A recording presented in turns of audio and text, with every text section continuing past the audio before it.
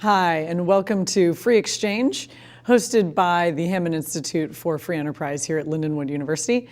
So today, my colleague Howard Wall and I are going to discuss public goods problems and externalities problems. And the motivation in my mind for discussing these problems is that they're often seen as market failures and therefore seen as the justification for government intervention. And so I want to be very clear about what these things are, when we're applying the terms correctly, and what they may in fact justify. So let's just start by doing some definitions. Public goods. What are public goods? First of all, a public good is not something that is produced by the government. Right? Often it's there's a distinction that's not made, that something that's publicly provided, like public schools or public parks, are not necessarily public goods. Right, we're using the term in the economic definition. Yeah. Right. Mm-hmm. So to be a public good, a pure public good, has two attributes. One is it's non-excludable, which means that you can't prevent somebody from consuming it if they want to.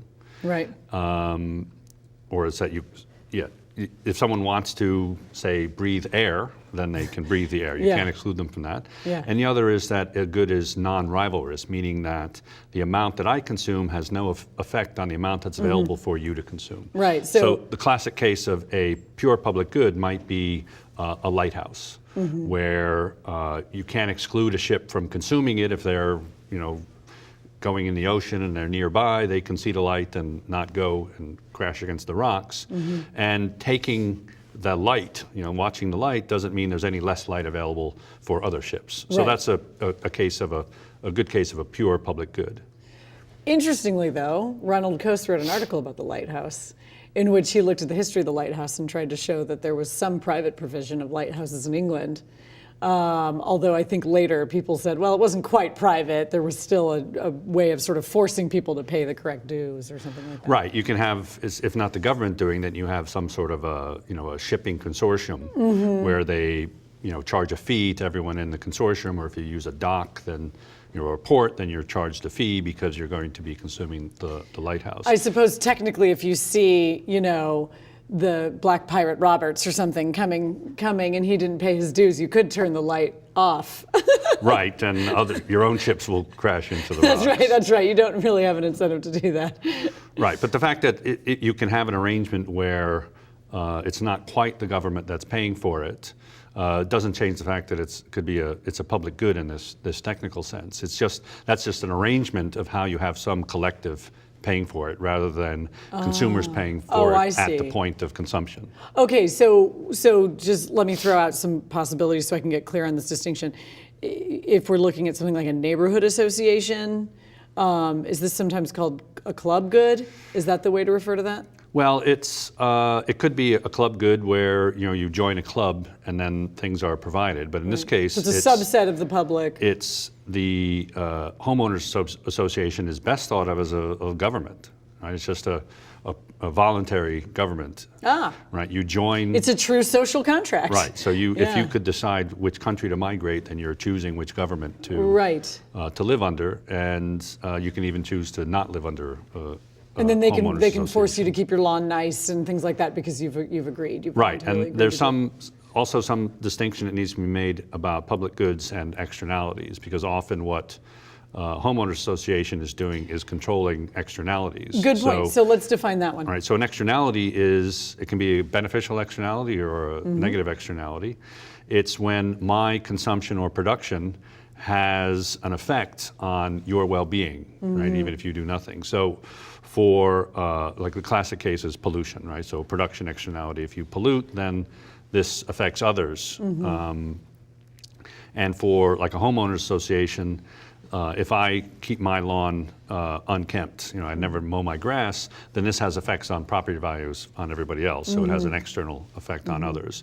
So the homeowners association is there to provide or control for these externalities. It's a contract to make sure these externalities don't exist, or at least to manage them. And to go back to the pollution example, the assumption is that firms will create more of a good, and hence the pollution that goes along with it, because they can just sort of toss the costs out onto everyone else. If they had to internalize the environmental cleanup, the cost of the environmental cleanup, they wouldn't be producing as much. Right. It's that the problem with the negative externalities is that the social costs of production, which includes the pollution costs, are not considered by the firm. The firm only takes account of its private costs, what it pays to hire workers and to buy raw materials. It doesn't take into account the external effects that its production has. Right. So whether it's a public good or an externality, these are, economists call these market failures, because markets left alone wouldn't be able to handle these markets. In the case of a public good, a private market for a lighthouse wouldn't work, because there's no way to charge a person or a ship that's passing by for the amount of light that they consume. And there's a limitless supply of the light at any point in time. So you can't have a market for this. You can't have entry of a second lighthouse right next to the old one to compete because you can't exclude anybody, and there's you're not reducing the amount available. So the argument is that a government an entity of some sort is necessary for a provision of a lighthouse. Right. And other types of pure public goods are, street lights. Often streets are talked about as public goods. Things along those lines. Couldn't something change over time? I mean, for instance, technologically, for something to be, it's practically impossible to exclude people. But because of changes in technology, things become more possible. So for instance, to exclude someone from a road might not really be that difficult anymore. You could have a little thing that dings on their car as they drive by or something, right? The caveat is that it's not purely excludable. But that it's too costly to exclude. Right, so there in more modern times, the transaction cost. You can, because we do have interstate highways that are toll roads, because it's not that difficult to charge somebody because there's an exit and an on-ramp, so you can charge people as they come and go, and for the amount that they consume. So that, can be made almost a regular good. And I guess, but for city streets, it's much more difficult to do that. You can't set up toll booths at every street. Now, possibly you can have a chip in the car that monitors and then charges people, but that is also quite unwieldy, because you would have to have it that's universal for everybody doing it. Someone from out of town driving through is either not charged, or you'd have to do something. You'd have to impose the chip, right? But it's true that things can become private goods over time, or lose this part of their public goodness if there's some technology that makes it easier for a market to exist for it. So one of the things that is the most important to me is to distinguish between genuine public goods and things that are often referred to as public goods but really aren't. Right. So if you take something like national security, it seems there that you have, you're still going to run into the problems, which we'll talk about in a minute, the problems that public goods have.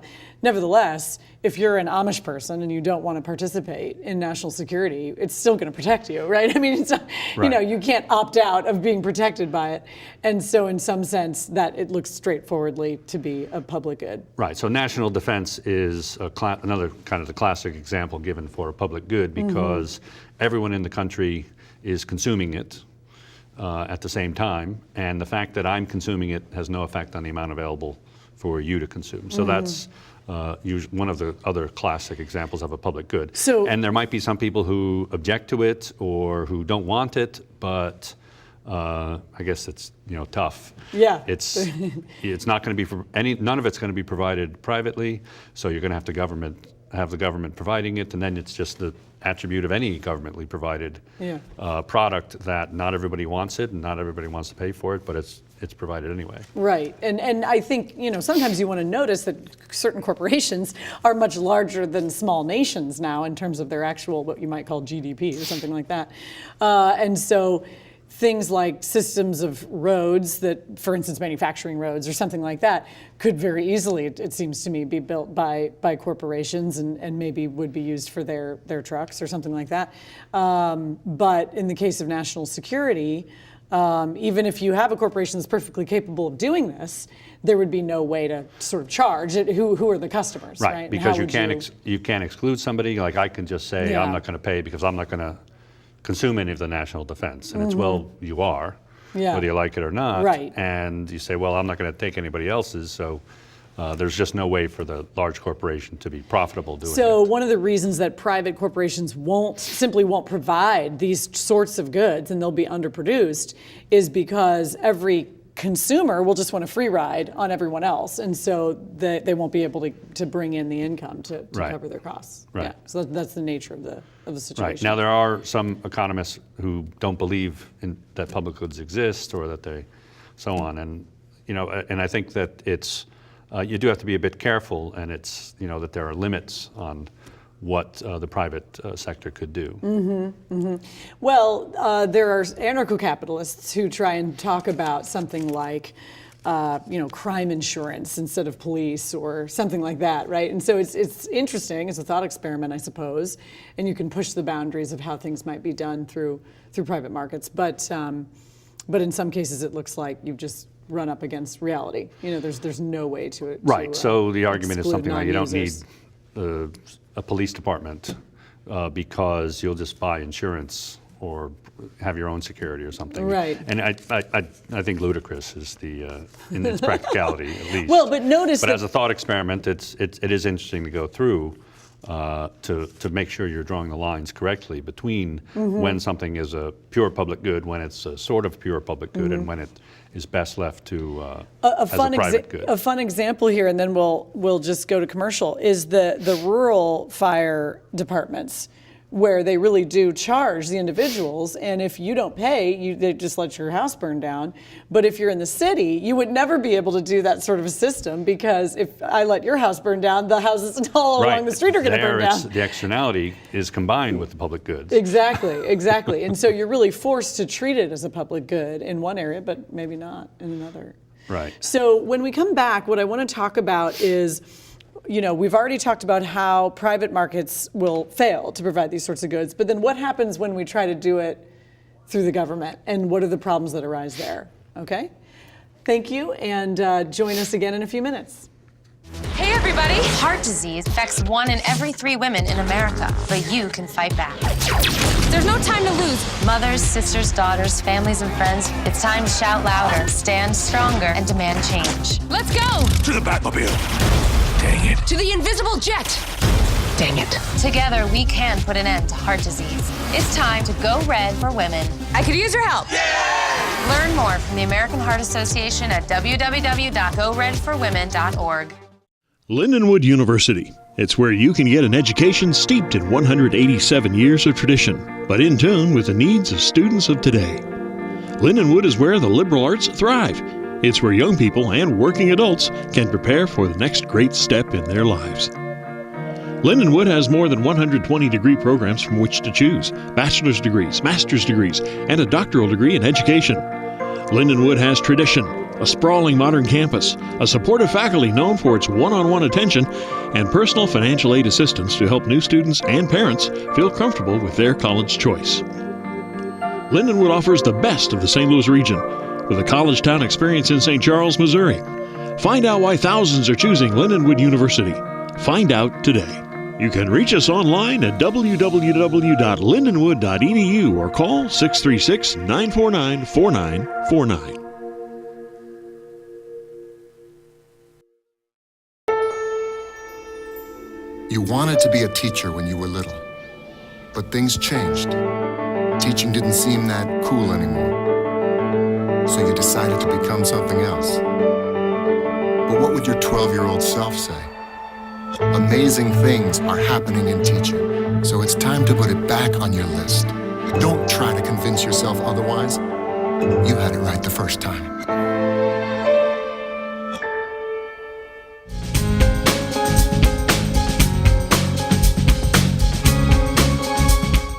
Hi, and welcome back to Free Exchange, hosted by the Hammond Institute for Free Enterprise here at Lindenwood. My colleague Howard Wall and I are talking about externalities and public goods problems, both economic phenomena that are considered justification for government intervention.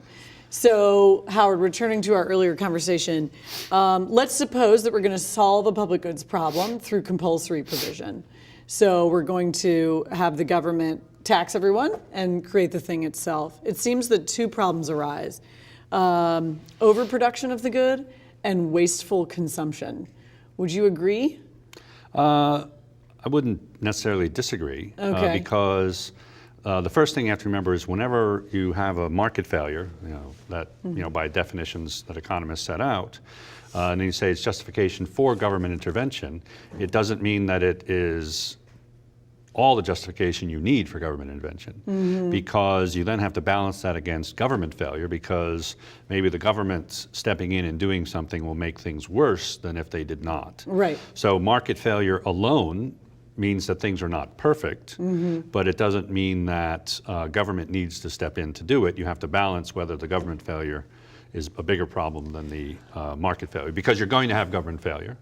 And I never want to miss a chance to mention the third thing that never gets mentioned, which is civil society, right? And the sense in which, particularly in America, sometimes voluntary organizations will step in to do things that both markets and governments fail. Well, I consider that another type of market, so it's not really a third thing. No, that's true. It's I guess nonprofit organizations Right. are another type of market, but it's right. But it's the private sector. It's still private sector. Absolutely, that's true. So let's talk about the phenomenon of overproduction if we choose to have government step in, because I think sometimes the move to that option is too quick, right? People go, oh, okay, the market's failed. Let's bring in the government. So it strikes me that, well, first of all, why does overproduction of a public good sometimes occur when the government is the one providing it? Well, because the government isn't, their job isn't to necessarily find the optimal amount of production, that, as economists talk about it, but it becomes a political question, right? Once you have, say, national parks, if we consider national parks as a public good, which is not necessarily true, but let's take that. Then What's the correct amount? Right. Then what's the correct amount? Then it's a political question, right? It's not a market question. So the production of national parks, you might overproduce because lots of states might want national parks, or it's somebody else's money, so why don't we just buy this land and make it a national park, and so on. So the incentives are not efficiency any longer, which is what the market, economic efficiency is what the market responds to, but it's a political question. Yeah. And the politics of it is replacing the market. And once again, you don't have the market feedback mechanism. You don't have a bottom line that you're answering to. So you think, a corporation is going to have to say at some point, okay, here's how much we can do with, covering our costs. But the government doesn't necessarily have to do that. You can just continue to increase programs and use, taxation or debting or whatever to cover the costs. And so if it's going to benefit your political reputation or your state or something like that, then there's really nothing stopping you. Right, and you can think of just the simplest type of public good like streetlights, right? So you can have some engineers and economists all get together and try to decide the technical question, what's the optimal number of streetlights? And it's something about the lighting and versus the costs and so on. And maybe that will be employed because people, that's more of a direct technical question. But it doesn't stretch the imagination too much to say that some neighborhoods might just say, well, we would like more than what you're providing for us because we want extra light. Or fancy we just want the light for other reasons. Then they could lobby or have some sort of other influence to get more lighting for their neighborhood. And so there you have an over-provision of the good, even if something that is almost purely a technical question. And it's interesting because then everyone's sort of a sucker because they're having to pay into the system. They're having to pay all the taxes into the system to cover all these costs, but they're also sort of a free rider at the same time, Right, and that's it, is that each person pays a very small amount into the cost of something. So, and the amount you pay, you don't perceive how it's going to increase if you increase the amount that's provided. So your incentive is to have more of it. Although I think, in a way, I don't love the example of streetlights, only because they're at a local level where I do feel there is a little more fiscal discipline because people will notice the tax level in one neighborhood being much higher than another or something like that, and it can affect their choice to move, or you know what I mean? Well, so and there are usually laws that prevent local governments from borrowing and going into debt.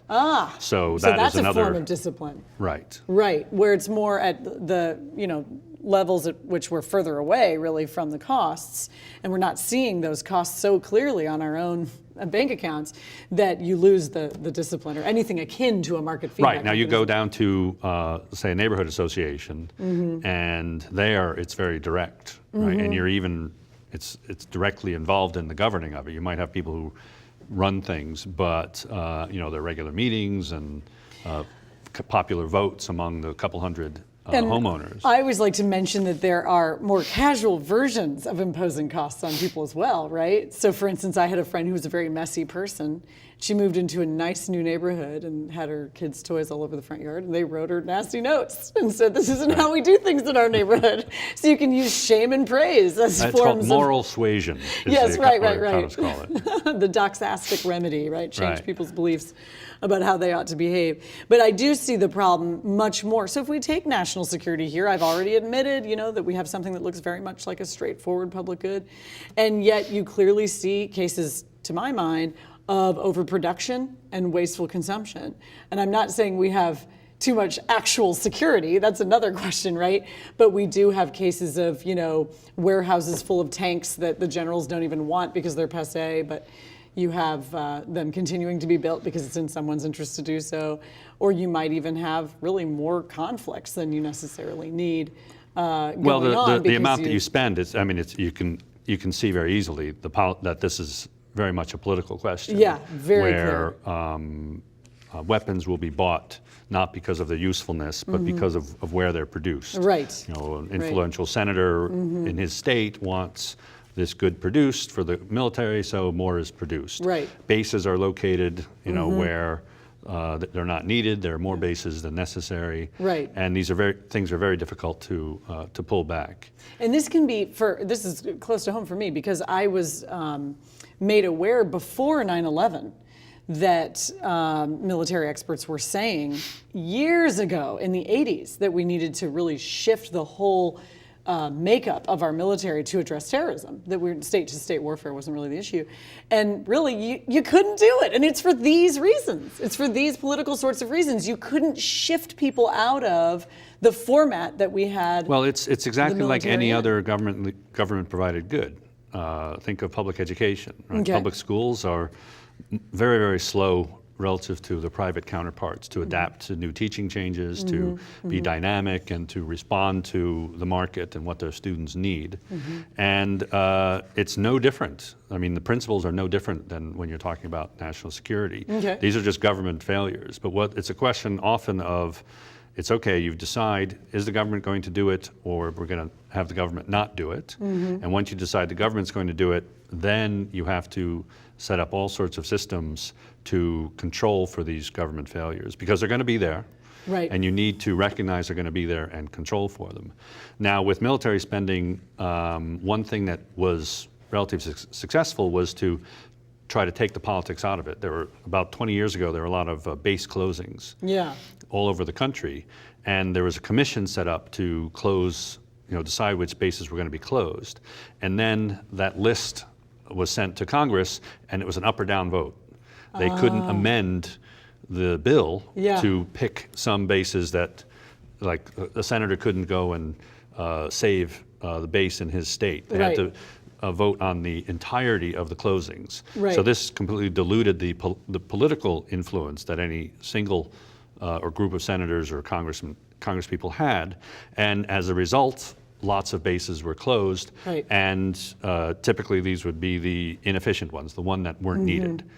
So this is the type of mechanism you need to have. Right. In some way, take the inefficient democracy out of it, because especially with national defense, because this is serious business, not just a waste of money. You make a really good point too, which is if we can just be in reality that this always happens. Right? And so, and I actually had written on my notes the whole rent sinking and rent protection system that arises because of these public provisions of goods. And that's a very wasteful process, and it makes everyone poorer. And so if we can just know that that's how things go, then yeah, perhaps we can come up with systems like this where everyone can say, look, we know that these bases aren't efficient. Why don't we just approach it in this way so that we don't get mired again into this political debate? Well, it is then you have to, and it was really miraculous actually that they were able to set up this base closing commission. I forget the details about how they did it, but if you were, if your local base was, you knew it was at risk to be closed, if there was a commission, then you would fight tooth and nail to prevent that commission. Of course, right. So how do you ever get it going in the first place? These are very difficult things to do. Right. And you know, I guess during peacetime, it's okay. It's easier to waste money because it seems like there's less at stake at the time. But during actual conflicts, then the waste of money and having the wrong equipment become more apparent, and things can get done very, very quickly. Now, I know we have to wrap up in just a few minutes, but since I mentioned the terms, I wanted to make sure we talked about them. What are rent seeking, and what is rent seeking, and what is rent protection? This is coming out of Tulloch and well, Buchanan. rent seeking is, well, you have economic rents are when there's some extra, say, profit that's available that firms might be able to go after. Now, normally firms will do this through competition. Go after excess profit. But rent seeking is when you might use government power to get this extra profit for yourself. Because it's more reliable. Instead of competing in the market, you put your resources into competing in the political arena, and then you get politicians to get the rents for you. So you can prevent competition. Right. You can. It's less risky for you. Right. You can keep people out, and it's often a quicker way to profits than to provide, say, good products at low cost. So one of my things that makes me feel very nervous about the public provision of public goods, even though I admit that they exist, is this process, right? It immediately incentivizes this rent-seeking process in which not only politicians but private entities now are lobbying to get these rents. And so you get basically the rise of cronyism. It seems to me becomes much more of an option when we have public provision. Right, and the question is, well, remember, if it's a public good, then the alternative, the question is different than if the government's going to provide, say, schools. But with a pure public good, it's, okay, the government does nothing or it provides it. And then you have to deal with what happens to government. You have to think of what the alternative is. You can't say the government isn't going to be very good at this, so you do nothing. Right. You have to come up with an alternative, and if the alternative doesn't exist, then it's the government, and you have to deal with it somehow. Well, thank you for talking with us about this today, Howard. And please join us anytime on the Free Exchange. You can also find our past episodes and more information about the Hammond Institute at www.lindenwood.edu/Hammond Institute.